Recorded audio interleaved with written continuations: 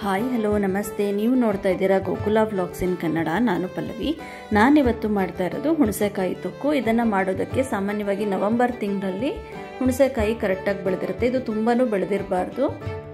ಮೊದಲಿಗೆ ನಾನಿಲ್ಲಿ ಹುಣಸೆಕಾಯಿನ ತೊಳೆದಿಟ್ಕೊಂಡಿದ್ದೀನಿ. ಇದರಲ್ಲಿ ನೀರಿನ ಅಂಶ ಏನೂ ಇರಬಾರ್ದು. ಹಾಗೆ ಅದರಲ್ಲಿರುವಂತಹ ಸ್ವಲ್ಪ ನಾರಿನ ಅಂಶನ ತೆಗಿತಾ ಇದ್ದೀನಿ.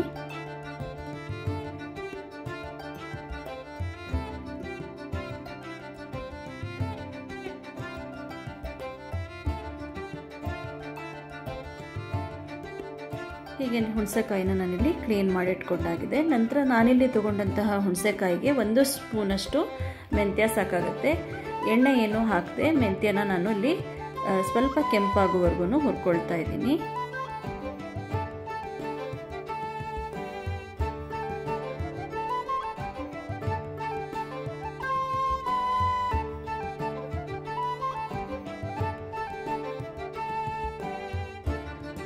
ನಂತರ ಈ ಮೆಂತ್ಯ ನಾನಿಲ್ಲಿ ಪೌಡರ್ನ ಮಾಡಿಟ್ಕೊಳ್ತಾ ಇದ್ದೀನಿ.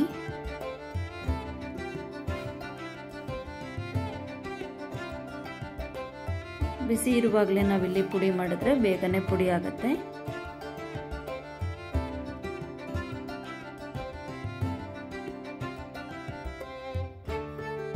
ಇದು ದೋಸೆ ಚಪಾತಿ ಜೊತೆಗೂ ಕೂಡ ಚೆನ್ನಾಗಾಗುತ್ತೆ. ಹಾಗೆ ಬಿಸಿ ಬಿಸಿ ಅನ್ನದ ಜೊತೆಗೂ ಕೂಡ ಈ ತೊಕ್ಕು ತುಂಬಾನೇ ರುಚಿಯಾಗಿ ಇರುತ್ತೆ. ಈಗ ಮೆಂತ್ಯ ಪುಡಿ ಮಾಡಿ ಆಗಿದೆ. ನಂತರ ನಾನಿಲ್ಲಿ ಹುಣಸೆಕಾಯಿನ ಸ್ವಲ್ಪ ಜಜ್ಕೊಳ್ತಾ ಇದ್ದೀನಿ. ಹೀಗೆ ಮಾಡೋದ್ರಿಂದ ಮಿಕ್ಸಿಯಲ್ಲಿ ನಾವು ಬೇಗನೆ ಇದನ್ನು ಮಿಕ್ಸಿ ಮಾಡ್ಕೊಳ್ಬೋದು. ಈಗ ಜಜ್ಜಿಟ್ಕೊಂಡಂತಹ ಎಲ್ಲ ಹುಣಸೆಕಾಯಿನೂ ಕೂಡ ಮಿಕ್ಸಿ ಜಾರ್ಗೆ ಹಾಕೊಳ್ತಾ ಇದ್ದೀನಿ. ಸ್ವಲ್ಪ ಪುಡಿಯಾದ ನಂತರ ನಾನಿಲ್ಲಿ ಖಾರಕ್ಕೆ ಎಷ್ಟು ಬೇಕು ನೋಡಿ ಅಷ್ಟು ಹಸಿಮೆಣಸಿನಕಾಯಿನ ಸೇರಿಸ್ಕೊಳ್ತಾ ಇದ್ದೀನಿ. ಹಾಗೆ ರುಚಿಗೆ ತಕ್ಕಷ್ಟು ಉಪ್ಪನ್ನು ಹಾಕ್ಕೊಳ್ತಾ ಇದ್ದೀನಿ. ಇದಕ್ಕೆ ಉಪ್ಪು ಖಾರ ಎರಡೂ ಕೂಡ ಜಾಸ್ತಿನೇ ಬೇಕಾಗುತ್ತೆ. ಯಾಕೆಂದರೆ ಹುಣಸೆಹಣ್ಣು ತುಂಬಾ ಹುಳಿಯಾಗಿರೋದ್ರಿಂದ ಉಪ್ಪು ಖಾರ ಎರಡೂ ಸ್ವಲ್ಪ ಜಾಸ್ತಿ ಹಾಕ್ಕೊಳ್ಬೇಕು. ನಂತರ ನಾನಿಲ್ಲಿ ಪುಡಿ ಮಾಡಿಟ್ಕೊಂಡಂತಹ ಮೆಂತ್ಯನ ಇದಕ್ಕೆ ಸೇರಿಸ್ಕೊಳ್ತಾ ಇದ್ದೀನಿ. ಹಾಗೆ ಸ್ವಲ್ಪ ಅರಿಶಿಣ ಪುಡಿನ ಕೂಡ ಇದಕ್ಕೆ ಹಾಕ್ಕೊಂಡಿದ್ದೀನಿ. ನಾವು ತುಂಬ ದಿನ ಇಡಬೇಕಾದ್ರೆ ಒಂದು ಸ್ವಲ್ಪನೂ ನೀರು ತಾಗದೇ ಇರೋ ರೀತಿ ಇದನ್ನು ಇಡಬೇಕಾಗತ್ತೆ. ಹಾಗೆ ಇದನ್ನು ತುಂಬ ಕೂಡ ಫೈನ್ ಆಗಿ ರುಬ್ಕೊಳ್ಳೋದು ಕೂಡ ಬೇಡ. ನಾನಿಲ್ಲಿ ಸ್ವಲ್ಪ ತರಿಯಾಗಿ ಇದನ್ನು ಮಿಕ್ಸಿ ಮಾಡ್ಕೊಂಡಿದ್ದೀನಿ.